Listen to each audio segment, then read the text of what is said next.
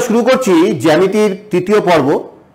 আমরা আগের পর্বে দেখেছিলাম কিভাবে অ্যাঙ্গেলকে মেজার করা হয়। তার জন্য তিনটে সিস্টেম ছিল, সেক্সাডেসিমাল, সেন্টেসিমাল আর হচ্ছে সার্কুলার সিস্টেম। আজকে আমরা শিখব হচ্ছে অ্যাঙ্গেলের বিভিন্ন টাইপের সম্পর্কে। আমরা জানবো যে বিভিন্ন টাইপের অ্যাঙ্গেল কি কি হতে পারে এবং কোন ধরনের অ্যাঙ্গেলকে কি নাম দেওয়া হয় সেটা সম্পর্কে জানবো। যে একটা রে অর্থাৎ কোনো একটা পয়েন্ট থেকে একটা রে যদি তৈরি হয়, সেই রেটা যদি রোটেট করে তাহলে একটা যে অ্যাঙ্গেল যে তৈরি হয়, কোণা তৈরি হচ্ছে, এইটাকে বলা হচ্ছে একটা অ্যাঙ্গেল। এটা তো আমরা আগের পর্বে আলোচনা করেছি। এইবার যদি আরেকটু রোটেট করে তাহলে পাশাপাশি আরেকটা অ্যাঙ্গেল তৈরি হয়। তাহলে এই যে দুটো পাশাপাশি অ্যাঙ্গেল, এইটাকে বলা হয় সন্নিহিত কোণ বা অ্যাডজাসেন্ট অ্যাঙ্গেলস। অ্যাডজাসেন্ট অ্যাঙ্গেলস বা বাংলায় বলে সন্নিহিত কোণ। এই অ্যাডজাসেন্ট অ্যাঙ্গেলসের দুটো অ্যাঙ্গেল অ্যাডজাসেন্ট অ্যাঙ্গেল কখন হবে? যখন তাদের একটা কমন আর্ম থাকবে, একটা সাধারণ বাহু থাকবে। দেখো এই যে অ্যাঙ্গেলটা, ধরো এই অ্যাঙ্গেলটা আমি একটা নাম দিলাম ধরো আলফা, আর এই অ্যাঙ্গেলটা নাম দিলাম ধরো বিটা। জেনারেলি গ্রিক অ্যালফাবেট দিয়ে এরকম অ্যাঙ্গেলকে ডিনোট করা হয়। তাহলে এই দুটো অ্যাঙ্গেলের ক্ষেত্রেই দেখছি এই যে রেটা, এই অ্যাঙ্গেলের মধ্যেও আছে, আবার এই অ্যাঙ্গেলের মধ্যেও আছে। তাহলে এইটা হচ্ছে একটা কমন আর্ম, বাহু, সাধারণ বাহু। অর্থাৎ এটা আমরা বুঝতে পারছি যে সন্নিহিত কোণ বা অ্যাডজাসেন্ট অ্যাঙ্গেলস, তার একটা সাধারণ বাহু বা একটা কমন আর্ম থাকবে। তাহলে দুটো অ্যাঙ্গেলকে কখন সন্নিহিত কোণ বা অ্যাডজাসেন্ট অ্যাঙ্গেল বলা হবে? যদি দুটো অ্যাঙ্গেলের মধ্যে একটা কমন আর্ম থাকে। এরপরে আমরা আরেক ধরনের অ্যাঙ্গেল নিয়ে আলোচনা করব, সেটাকে বলা হচ্ছে বিপ্রতীপ কোণ বা ভার্টিক্যালি অপোজিট অ্যাঙ্গেলস। ভার্টিক্যালি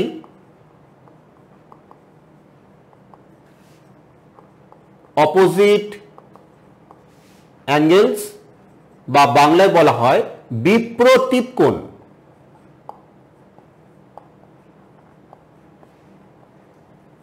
বিপ্রতীপ কোণ কাকে বলে সেটা আমরা একটু দেখে নিই। বিপ্রতীপ কোণ যদি দুটো লাইন সেগমেন্ট বা দুটো স্ট্রেট লাইন বলতে পারো, যদি তারা কোনো একটা পয়েন্টে ইন্টারসেক্ট করে, তাহলে চারটে অ্যাঙ্গেল তৈরি হয়। দেখো ভালো করে খেয়াল করো, যদি আমরা দুটো লাইন সেগমেন্ট যদি এভাবে ড্র করি, যারা ইন্টারসেক্ট করছে, একটা পয়েন্টে ইন্টারসেক্ট করছে, তাহলে দেখো চারটে অ্যাঙ্গেল তৈরি হচ্ছে। তার মধ্যে এই অ্যাঙ্গেলটা আর এই অ্যাঙ্গেলটা, এরা হচ্ছে বিপরীত অ্যাঙ্গেল। মানে একটা অ্যাঙ্গেল এইদিকে এই মুখে রয়েছে, আর ঠিক তার অপোজিট দিকে আর একটা অ্যাঙ্গেল রয়েছে। আচ্ছা, তাহলে এখানে দেখতে পাচ্ছি যে এই একটা অ্যাঙ্গেল, তার ডাইরেকশন হচ্ছে এইদিকে, আর একটা অ্যাঙ্গেলের ডাইরেকশন হচ্ছে এইদিকে। তাহলে এই দুটো অ্যাঙ্গেল হচ্ছে পরস্পরের বিপরীত দিকে রয়েছে। তাহলে এই দুটো অ্যাঙ্গেল হচ্ছে বিপ্রতীপ কোণ বা ভার্টিক্যালি অপোজিট অ্যাঙ্গেলস। এইরকম ধরো এই দিকেও হতে পারে, এই অ্যাঙ্গেলটার ডাইরেকশন হচ্ছে এইদিকে আর এই অ্যাঙ্গেলটার ডাইরেকশন হচ্ছে এইদিকে। তাহলে এই দুটো অ্যাঙ্গেলও কিন্তু ভার্টিক্যালি অপোজিট অ্যাঙ্গেলস বা বিপ্রতীপ কোণ। তার মানে একটা জিনিস খেয়াল করো, যে যখন আমরা দুটো লাইন সেগমেন্ট বা দুটো লাইন যখন ইন্টারসেক্ট করছে, তখন কিন্তু চারটে অ্যাঙ্গেল তৈরি হয়। তার মধ্যে দুটো পেয়ার আমরা ভার্টিক্যালি অপোজিট অ্যাঙ্গেলস হিসেবে পাচ্ছি। এই পেয়ারটা হচ্ছে ভার্টিক্যালি অপোজিট আর এই পেয়ারটা হচ্ছে vertically opposite. Vertically opposite angles এর ক্যারেক্টার কি? ক্যারেক্টার হচ্ছে দুটো অ্যাঙ্গেল একদম ইকুয়াল। অর্থাৎ এটা যদি 60 ডিগ্রি হয়, এইটাও 60 ডিগ্রি হবে। আবার এইটা যদি 120 ডিগ্রি হয়, এটাও 120 ডিগ্রি হবে। দেখো আমি যদি বলি এইটা 60 ডিগ্রি, তাহলে এটাও 60 ডিগ্রি। আর এইটা যদি 120 ডিগ্রি হয়, তাহলে এটাও 120 ডিগ্রি হবে।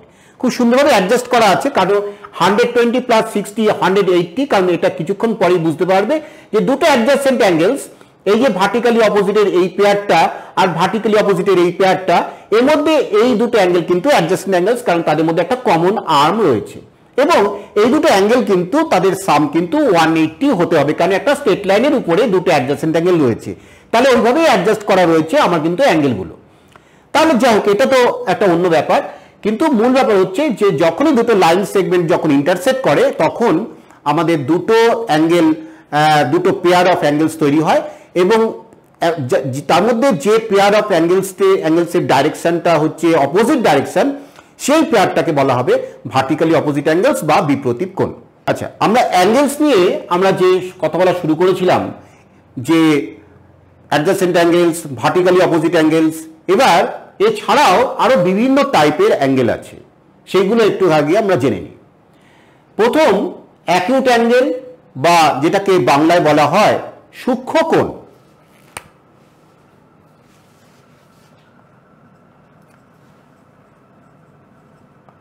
সূক্ষ্ম কোণ, অবটিউস অ্যাঙ্গেল বা স্থূল কোণ,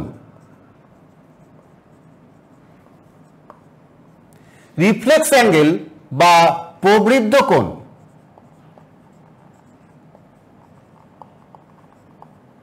স্ট্রেট অ্যাঙ্গেল বা সরল কোণ, রাইট অ্যাঙ্গেল বা সমকোণ। এবার প্রত্যেকটা অ্যাঙ্গেল সম্পর্কে আমরা ডিটেল করব, প্রত্যেকটা অ্যাঙ্গেল সম্পর্কে আমরা জেনে নেব যে কোন অ্যাঙ্গেলটাকে কি কোন নাম দেওয়া হয়। তাহলে প্রথম যেটা শুরু করছি অ্যাকিউট অ্যাঙ্গেল বা সূক্ষ্ম কোণ নিয়ে। অ্যাকিউট অ্যাঙ্গেল বা সূক্ষ্ম কোণের মান হচ্ছে 0 ডিগ্রি থেকে বড় এবং 90 ডিগ্রি থেকে ছোট। 90 ডিগ্রি সমান নয়। তাহলে যে অ্যাঙ্গেলের মানটা 0 ডিগ্রি থেকে বড়,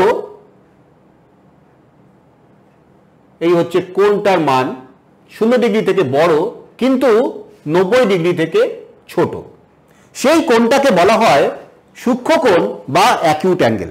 দেখতে অনেকটা কিরকম? দেখতে অনেকটা দেখো এইরকম। দেখেই বোঝা যাচ্ছে যে এটা হচ্ছে 0 ডিগ্রি থেকে বড়, তো অবশ্যই, কারণ একটা কোণ তো হয়েছে, একটা কোণের একটা মাপ তো এখানে আছেই 0 ডিগ্রি থেকে বড়। আর এটা 90 ডিগ্রি থেকে অবশ্যই ছোট, কারণ 90 ডিগ্রি হচ্ছে জেনারেলি, এইটা হচ্ছে 90 ডিগ্রি, তাহলে তার থেকে একটু ছোট আছে। তাহলে এইটা হচ্ছে অ্যাকিউট অ্যাঙ্গেল বা সূক্ষ্ম কোণ। এরপরে আসছে অবটিউস অ্যাঙ্গেল বা স্থূল কোণ। সেটা হচ্ছে যে কোণের মান 90 ডিগ্রি থেকে বড় কিন্তু 180 থেকে ছোট। যে কোণের মান 90 ডিগ্রি থেকে বড় কিন্তু 180 ডিগ্রি থেকে ছোট, সেই অ্যাঙ্গেলটাকে বলা হয় অবটিউস অ্যাঙ্গেল বা স্থূল কোণ। এটাকে বলা হয় অবটিউস অ্যাঙ্গেল। এই অ্যাঙ্গেলটাকে দেখতে কিরকম হবে যদি আমরা ড্রয়িং করি? দেখো, এইটা হচ্ছে 90 ডিগ্রি, তাহলে তার থেকে একটু বাড়িয়ে দিই তাহলে এই কোণটা হচ্ছে অবটিউস অ্যাঙ্গেল। অর্থাৎ এই কোণটার মান হচ্ছে 90 ডিগ্রি থেকে বড় কিন্তু 180 ডিগ্রি থেকে ছোট। 180 ডিগ্রি কোথায়? 180 ডিগ্রি হচ্ছে যদি আমরা এই লাইনটাকে বাড়িয়ে দিই, এই পয়েন্টের এই পুরো কোণটা হচ্ছে 180 ডিগ্রি। তাহলে 180 ডিগ্রি থেকে ছোট এই কোণটা, অবশ্যই এই কোণটা তোমরা বুঝতেই পারছো যে এই কোণটার মান হচ্ছে 180 ডিগ্রি থেকে ছোট কোণ, কিন্তু 90 ডিগ্রি থেকে এই কোণটা কিন্তু বড়। রিফ্লেক্স অ্যাঙ্গেল বা প্রবৃদ্ধ কোণ। প্রবৃদ্ধ কোণটা কি সেটা একটু দেখে নিই। দেখো, প্রবৃদ্ধ কোণ হচ্ছে যদি একটা কোণের মান 180 ডিগ্রি থেকে বড় হয় কিন্তু 360 ডিগ্রি থেকে ছোট হয়। ব্যাপারটা কিরকম? 180 ডিগ্রি থেকে বড় একটা কোণ, আর যদি 360 ডিগ্রি থেকে যদি ছোট হয়, তাহলে এই কোণটা দেখতে কিরকম হবে? আমরা যদি ড্রয়িং করি তাহলে ধরো এখানে অ্যাঙ্গেলটাকে তৈরি করব, তাহলে এইটা তো পুরো 180 ডিগ্রি, তাহলে তার থেকে একটু বাড়াতে হবে। 360 ডিগ্রি কোণটা, 360 ডিগ্রি হচ্ছে একটা ফুল রোটেশন, এই অ্যাঙ্গেলটা হচ্ছে 360 ডিগ্রি। আর 180 ডিগ্রি কোণটা, এইটা হচ্ছে 180 ডিগ্রি। তাহলে আমাকে এমনভাবে অ্যাঙ্গেলটাকে ক্রিয়েট করতে হবে যেন 180 থেকে বড় হয় কিন্তু 360 থেকে ছোট হয়। তাহলে আমি অ্যাঙ্গেলটাকে তৈরি করে দিলাম এইখানে।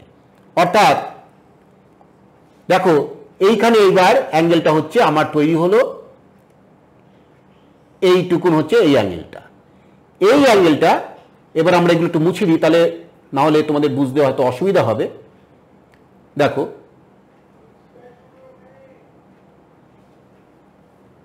এই যে অ্যাঙ্গেলটা তৈরি হয়েছে, এই অ্যাঙ্গেলটা এই অ্যাঙ্গেলটার ভ্যালু কিন্তু 180 ডিগ্রি থেকে বড়, কিন্তু 360 ডিগ্রি থেকে ছোট। তাহলে এটাকে বলা হয় রিফ্লেক্স অ্যাঙ্গেল বা প্রবৃদ্ধ কোণ। এরপরে আসছে স্ট্রেট অ্যাঙ্গেল বা সরল কোণ। তাহলে সরল কোণটা কি? সরল কোণ হচ্ছে যে কোণের মান পুরোপুরি একদম 180 ডিগ্রি, সেইটা হচ্ছে সরল কোণ। সেটা দেখতে কিরকম?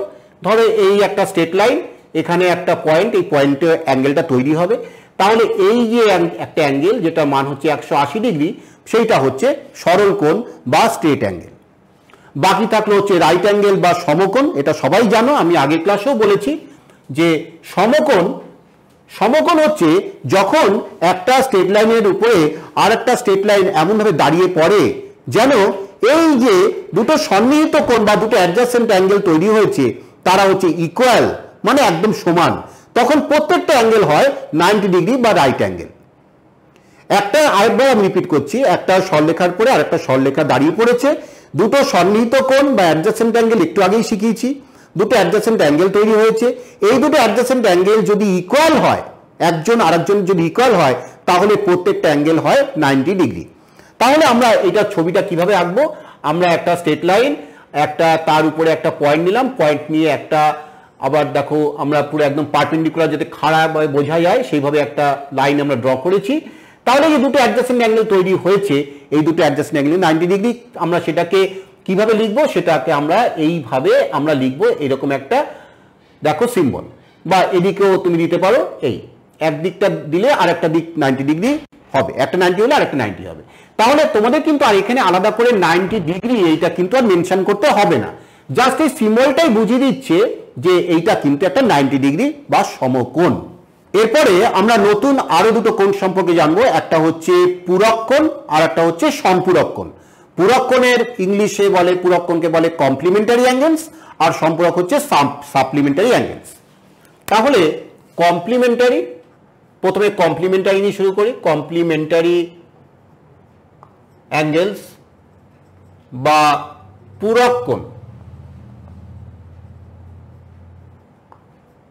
দেখো পূরক কোণ কিন্তু একজন কিন্তু পূরক কোণ হবে না, পূরক কোণ হতে গেলে আমাকে কিন্তু দুটো কোণ তৈরি করতে হবে। সম্পূরক কোণ তাই, আমি যখন সম্পূরক কোণ বলবো তখন সেটা আলোচনা করা যাবে।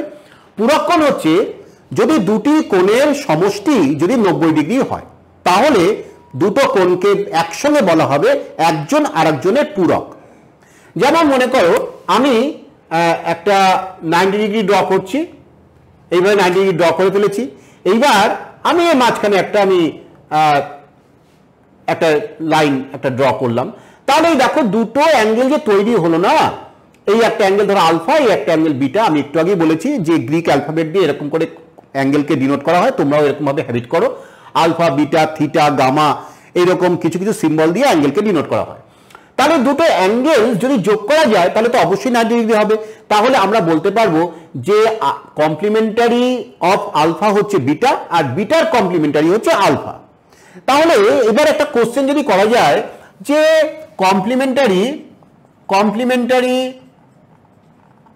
অফ 30 ডিগ্রি, তাহলে অবশ্যই 30 ডিগ্রি কমপ্লিমেন্টারি মানে 30 ডিগ্রি আর কোন একটা অ্যাঙ্গেলের সাম 90 ডিগ্রি হয়, সেটা হচ্ছে 60 ডিগ্রি।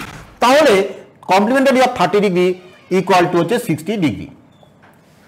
আচ্ছা, এবার আমরা এইখানে যেটা আমরা করলাম যে দুটো অ্যাডজাসেন্ট অ্যাঙ্গেলস তাদের সাম হচ্ছে 90 ডিগ্রি, এটা একটু পাশে লিখে রাখো, alpha plus beta equal to হচ্ছে 90 ডিগ্রি।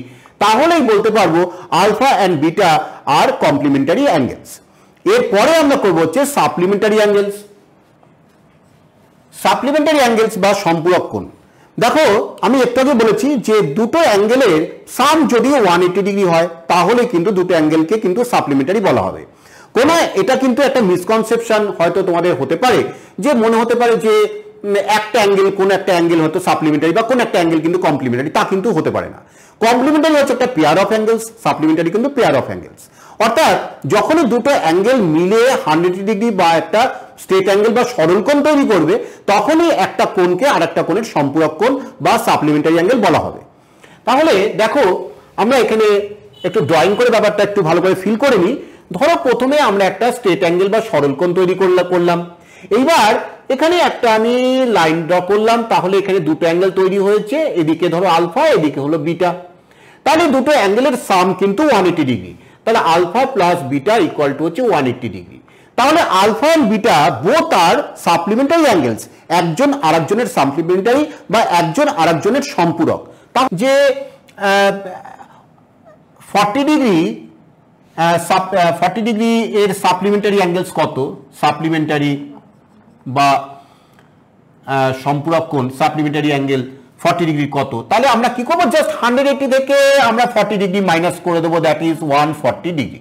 তাহলে 40 ডিগ্রি সাপ্লিমেন্টারি হচ্ছে 140 ডিগ্রি বা 140 ডিগ্রি সাপ্লিমেন্টারি হচ্ছে 40 ডিগ্রি। কেন, ব্যাপারটা হচ্ছে একজন আরেকজনের সম্পূরক, এই ব্যাপারটা আমাদের একটু ফিল করে দিতে হবে। তাহলে আজকের পর্ব এই পর্যন্ত। আমরা পরের যে পর্বে কিভাবে একান্তর কোণ তৈরি হয়, অন্তস্থ কোণ কাকে বলে, দেখবো যে কখন দুটো সরলরেখা সমান্তরাল হয়, তার সঙ্গে কোণের কি সম্পর্ক, এইগুলো ভালো করে আমরা ফিল করবো। আজকে এই পর্যন্ত, থ্যাংক ইউ।